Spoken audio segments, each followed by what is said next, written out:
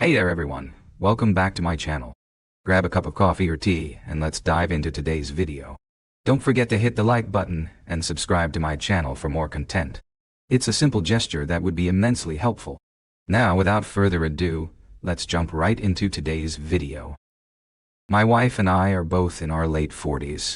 We met in college and dated for 3 years before getting married in 1996. We have a son 25 and a daughter who is 9. Yes, you read that right. There's a 16-year age gap between our children. I'll discuss this in greater detail later in this post. Just after we got married, I took a job in another city across the state, and we moved shortly thereafter. A year later, my wife gave birth to our son. Right after that, we purchased the home we live in today.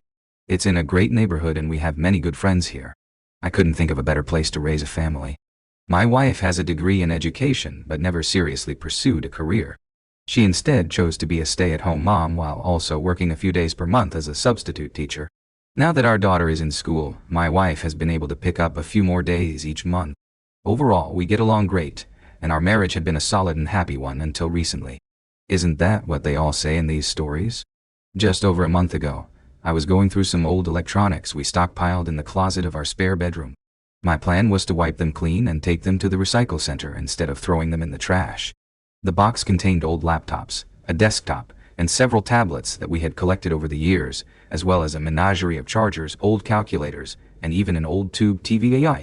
I plugged all the devices in to get them charged up so I could make sure all the files were deleted, and none of our personal information was on them. It was a tedious task, but it was something I had been wanting to do for a long time. The exercise was uneventful until I got to the tablet my wife used before I bought her the new iPad she uses now. When I powered it up, initially I didn't notice anything needing to be removed as she really only used the device for browsing, shopping, and social media.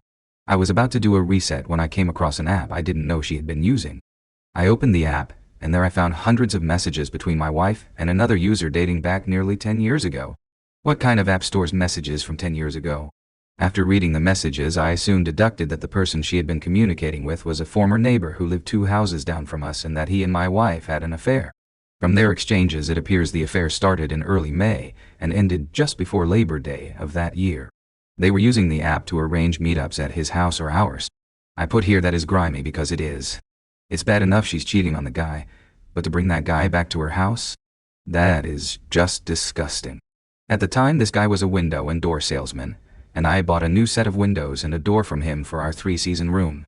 For their final messages, it appears the affair ended when my wife discovered she was pregnant with our daughter. I could see the regret in her messages as she told him she was pregnant and wanted to break things off to rededicate herself to our marriage. Now, was she regretful because she was breaking it off with him? Or was she regretful because she cheated? In one of their last messages, he asked her if the child was his.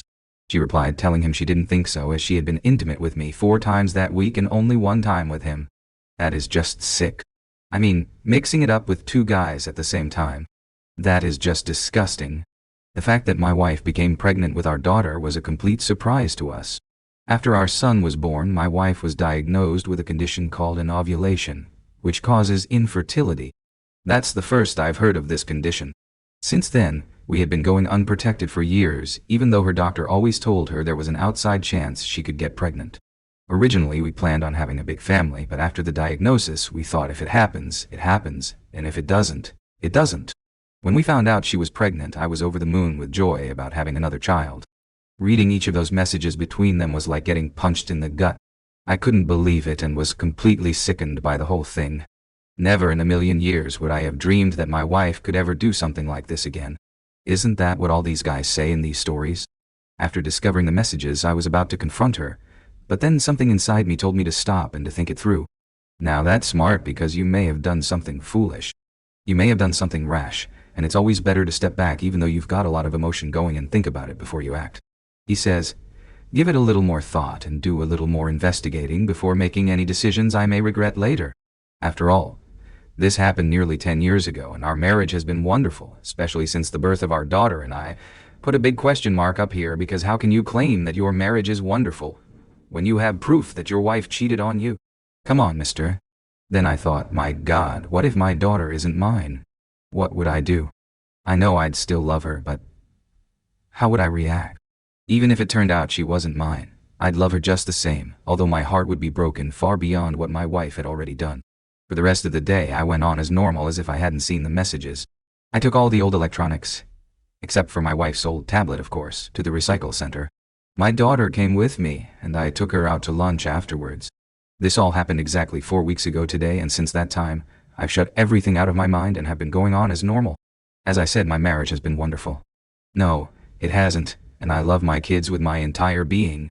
If I confront my wife about the affair, it will open up a Pandora's box which could end our marriage, and potentially reveal that my daughter isn't mine. I definitely don't want to cause any pain for my daughter, and I don't think I want to end my marriage. At least that's how I felt at the time. I was progressing down the path of doing nothing and things were going pretty well until Friday when I suddenly had a change of heart. It was then I had a strong feeling of anger and betrayal wash over me. I thought it would subside, but instead it has progressively gotten worse throughout the weekend. I now feel like I want to confront my wife and make her explain herself. Then confront her lover and extract a pound of flesh from him for what he did to me. I realize now they are both scum and deserve to be punished, so this guy really had an about face here. While I would never physically hurt anyone that's smart and never employ violence unless it's for self-defense, as I always say, I do want them to pay dearly for what they did. The guy and his family moved away the year after the affair took place, and I don't believe my wife has ever had contact with him since, but who knows?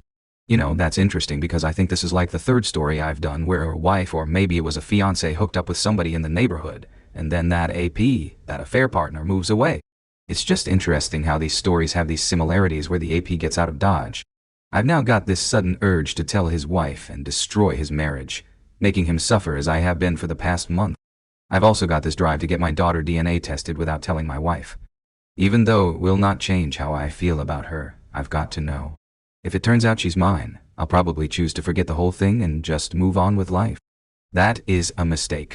You're gonna let your wife get away with this. You take action. You're a man. Step up and do what you need to do. That's where my mindset is today, and that's why I've decided to make this post to get some feedback. I really can't talk to anyone about this since I don't want it getting out. Based on all the facts I've provided you here, what would you do if you were me? And that's the end of his original post, and now we're going to take a look at a few of the responses he got from the community. But before we do that, I want to encourage you, if you like what you've heard so far, hit that like button right now. That will help get this video seen by people all over this beautiful planet.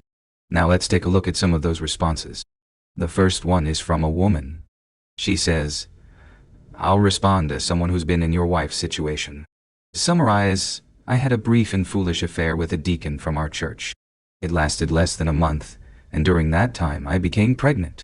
I didn't tell my husband, but he found out 9 years later through old written correspondence I had with a man. There was no texting or social media back then, so everything was done with calls, notes, and letters. My husband reacted totally different than what I expected. Up to that point, he had always been a kind and generous man.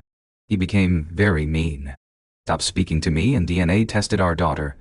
Well, what did you expect him to do? The results showed he wasn't her father. He divorced me even though we had 5 kids together, including our aforementioned daughter who was the youngest. Over the years I begged for his forgiveness, but he never gave it. He did, however, continue to be a wonderful father to all of our kids, including our daughter. I'm 64 now and have never remarried. I really haven't dated anyone else. I'm still full of regret for the mistake I made long ago. My husband did remarry and led a happy life until he passed away 2 years ago at the age of 69. I hope things work out for you and your wife. Well, the takeaway from your response is that your husband did the right thing by divorcing you and moving on with his life because he remarried someone else. And you even said he lived a happy life until he passed away, and guess what? He also got to keep his children and have a good relationship with his children. So I think the guy did the right thing in this case. The next response is from a guy. He says reading your story was gut-wrenching. As I experienced something like this with a live-in girlfriend 6 years ago, I found out 8 months after the birth of what I thought was our son that he wasn't mine. It broke my heart and crushed my soul, and I seriously contemplated ending it all. Never contemplate taking yourself out. Never even consider that, because you're worth so much more. Don't let one person drag you down. Nobody is worth that much. He continues on. He says thankfully I didn't, and instead walked away from her and her child and never looked back. To this day, it's the hardest thing I've ever done. That was almost 7 years ago, and I'm now married to a great woman and we have 2 beautiful children together. So here's another example of the guy moving on and actually getting a better life. As far as I know, my ex has never had another relationship, and for years she tried getting me back before I got married. I've occasionally seen her and her son around town, and each time I do get a little sad for the boy and hope he has a good life. It is a shame for this little boy who now has to grow up in a single mother-led household. Not to take anything away from single mothers, because there are some really good ones out there. But if you look at what's happened to society and the breakdown therein, I think a lot of it can be attributed to children growing up in households where there's no father present. Again, not to take anything away from some of these single mothers out there that do a good job, but that's just my observation. Next, here's another response from a woman. She says, "Thank you for your post. I've responded to tell you that things can turn out beautifully for you and your wife even if you find out your daughter is not yours. My husband and I are living proof of that. Oh boy. We have 3 children together, including our middle child, who was conceived from a short-lived affair I had with a family acquaintance. Well, isn't that nice? It was the worst decision of my life because it jeopardized my marriage, but it was also the best decision of my life because my husband and I were blessed with our daughter. Initially, when he found out my husband had his mindset on divorcing me and was taking steps to revoke paternity, but once he held our daughter, he had a change of heart. That was 16 years ago, and my husband loves our daughter as much as his 2 biological kids. My daughter adores her dad and wants nothing to do with her biological father. Also, despite what some people on here may say, my husband is not a simp. He's a strong and happy man, and I can assure you he's been well cared for by me over the years. Well, I'd like to talk to your husband to get his side of things, because I'm sure he probably would tell a different story." And finally, we've got another response from a guy, and he's short and sweet with his response. He says, "Rug sweeping never works, my friend. It will eat you alive and start impacting other parts of your life. You need to DNA test both your kids." Yes, I mean both of them, and he has both in capital letters. From what I've experienced, cheaters are cheaters. If you caught her once, I would wager she probably had been cheating on you all along and gotten away with it. Stop thinking only about the well-being of others and start taking care of yourself too. That's good advice from that guy, especially that last sentence, because so many men are always looking out for the well-being of others, and they really don't take care of themselves. And guess what? If something happens to you, it's not only going to impact you, but it's going to impact your kids and the rest of your family. So take care of yourself, guys. And now we're going to take a look at some updates he put out after his original post. The first one happened 2 weeks later. He says, "I've come back to update everyone on my situation. I first want to thank everyone who responded. I thought I may get a few good responses, but was overwhelmed by the stories and outpouring of support I received. Now for the update. After thinking things through for another week, I decided to confront my wife with the evidence. I sat her down, pulled out her old laptop, and started reading the messages. She started weeping, isn't that what they all do, and asked me to stop, but I didn't, and continued to read the messages until she ran out of the room and into our bedroom. She stayed in there for a good 45 minutes before returning to talk to me. So what she was doing there, I'm sure, is she was like, "Oh man, I didn't realize he was gonna find this out, let me get away, and then go craft my story, and then I'll come back out and spin the story to him." I think that's what she was doing. He says when she did, the first thing I asked her was why. Why did she do it? She said she didn't know, and that it was stupid. Now listen to this. She says she then said she felt like we were having marital problems back then, and I was becoming distant. So being vulnerable, she latched onto someone who showed interest in her. So she's trying to pass the blame, and she's trying to gaslight this guy. You can see it as clear as day. He says I called her out on this, as we've never had any marital problems, and I never was distant ever. I told her she needed to explain that one, but she couldn't come up with an answer. Again, that's because she's gaslighting you. She said it was one terrible mistake out of 27 great years, and I should forget it as I have nothing to worry about. I told her she may forget it, but I never will. I asked her how long the affair lasted, and she said about 6 months. So that's a little longer than what he thought from those messages, because the messages, I think he said it looked like it started in early May and ended before Labor Day, so that's 4 months, but she's saying it lasted 6 months, and it probably lasted longer than that if the truth is known. She insisted they were only together 6 or 7 times, like that meant something. I told her only 6 or 7 times. You only had sex with another man 6 or 7 times. Wow, thank you. She then started begging me, dropping to the floor and crying at my feet. I let her cry there for a while before telling her to get up and sit on the couch. I then told her to go and move all her stuff into the spare bedroom. Next, I explained that I would be DNA testing our daughter, and possibly even our son. Hearing this, she burst into tears, saying that wasn't necessary as both kids were mine. I asked her how she was so sure. She said because she only cheated with the one guy, and that our daughter's conception date was during a period where she only had relations with me. I told her not according to your messages. I then read the message where she told him that during that week she was with me 4 times and him only once. She again started crying and I got up and left her there. She started crying because you busted her in another lie. That's why she's crying. Later that afternoon she moved all her things into the spare room. Now that's a good thing. A number of these stories I've been reading lately, the guys are whizzing up, and they're not moving out of the master bedroom. They're making their wives move out of the master bedroom and into a spare room, and that's the right thing to do. While she was doing that, I ordered paternity testing kits from 2 different companies. The kits arrived a week later and I collected the required samples. I told my daughter it was just the doctor's tests we needed to do. To reward her for being such a trooper, I took her out for an afternoon of bowling and games at Main Event that Saturday. Now I'm just waiting to get the results back. It's really nerve-wracking and it's negatively impacting my sleep cycle and my mental health. I want to get the results back ASAP, but I'm also terrified of what they may reveal. Once I get the results, I'll come back with another update, and that's the end of his first update, and now he comes back with his final update, and the final update came 89 days after that last update, so almost 3 months later. He says I apologize for not updating sooner, but things have been a little hectic for me to say the least. Let me first give you the best news. My daughter is my child. Both of the at-home tests came back with over 99% surety that I am her biological father. That was my biggest concern throughout this whole ordeal, and I can't tell you what a relief that was. The results came in just over a week after I returned the samples. Though I still haven't told my wife, or anyone else for that matter.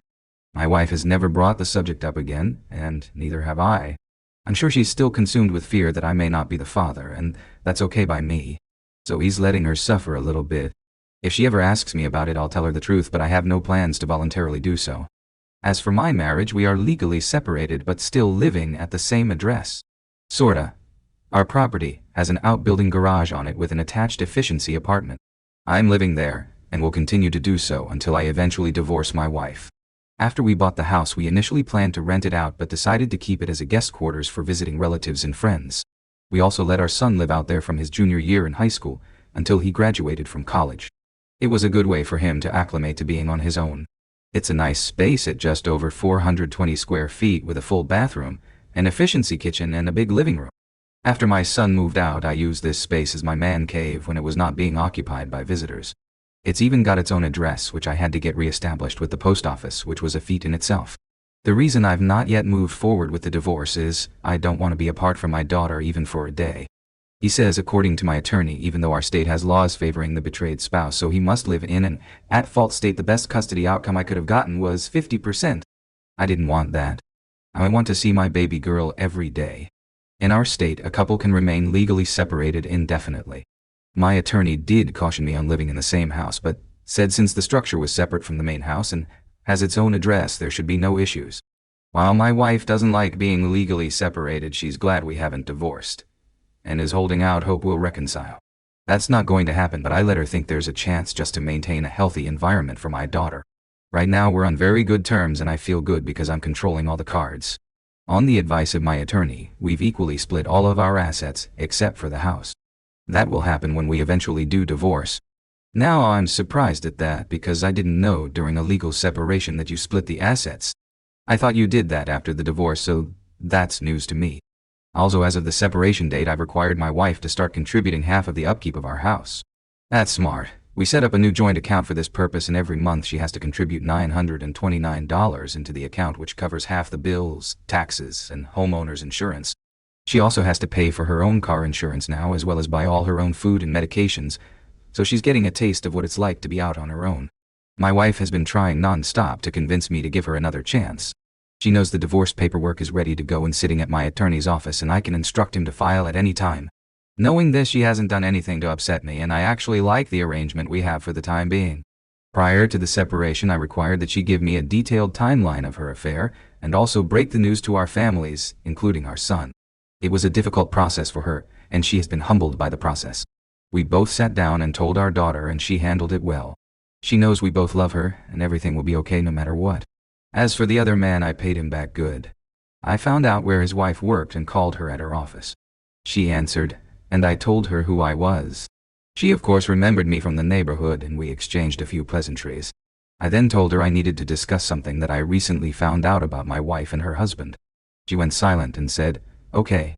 I think she knew by my tone and the words I used what it was about. She asked if I could tell her now, and I told her it would be best if she called me after work. She said, "Okay," and she would leave early in order to give us plenty of time to talk. About a half hour later she called me from her car and I told her everything. Later that night I emailed her copies of their messages and a copy of my wife's confession letter to me that contained the timeline. So that's interesting. I can understand him sending the messages they exchanged, but he also went one step further and sent his wife's timeline to the AP's wife. I'm sure his wife, if she found out about that, would not be too happy, but hey, she's the one who cheated. She was upset, and he's talking about here the AP's wife, but not emotional. She was angry. They have 3 kids together, ages 19, 17, and 16. She told me she fell out of love with him years ago. She said she was planning to leave him next year after their youngest graduated high school, but said now proof of this affair will be her catalyst to do it now. She thanked me for informing her, and we agreed to keep in touch. Interesting thing, this guy had the nerve to call me on my cell a couple days later. He either got it from a neighbor or found it online somehow. Anyway, I answered the call thinking it was his wife since the area code was the same. I was shocked when he said who he was. He started off apologizing for a good 5 minutes and I let him go without interrupting. At the end of his apology he said, "I wish we could have worked through this civilly without destroying our families." Hearing this really irked me and I told him burn in hell, mother, and hung up. I then blocked his number and haven't heard from him since.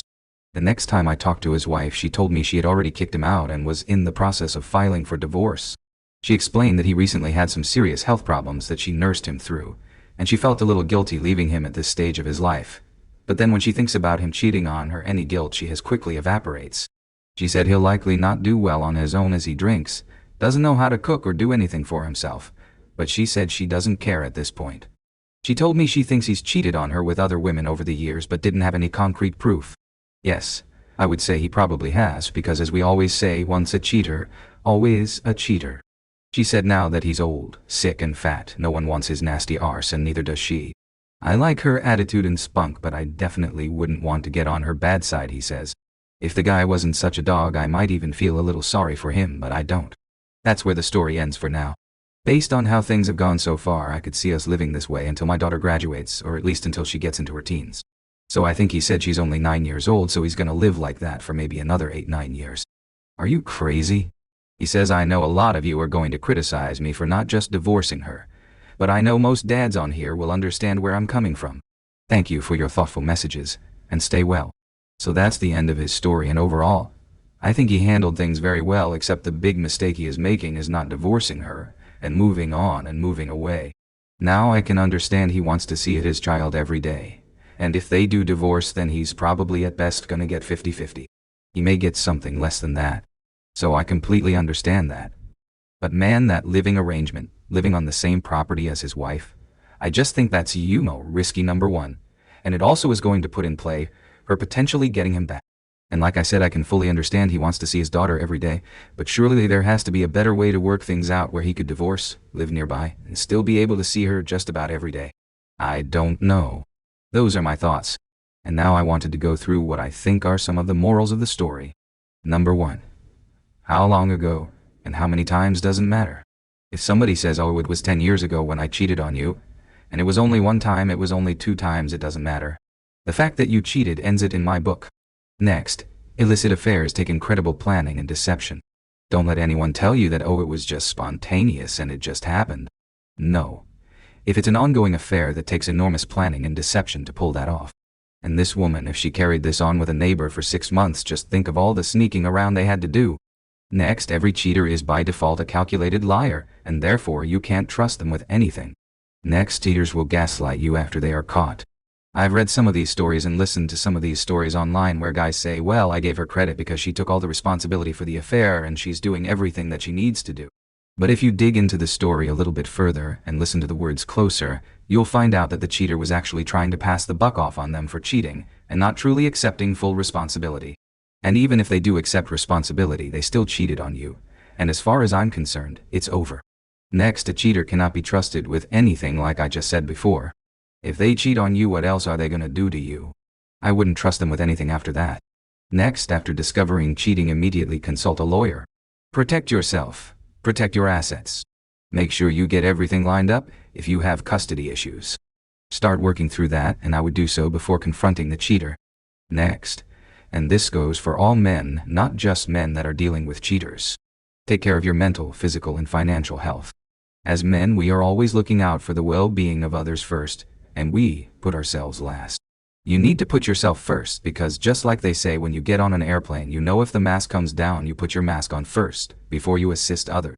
Because if you don't, you're going to be taken out, and guess what, they may be taken out because you're not there to help them. So always remember that. And finally, as I always say in all these stories, go your separate ways and move on with your life.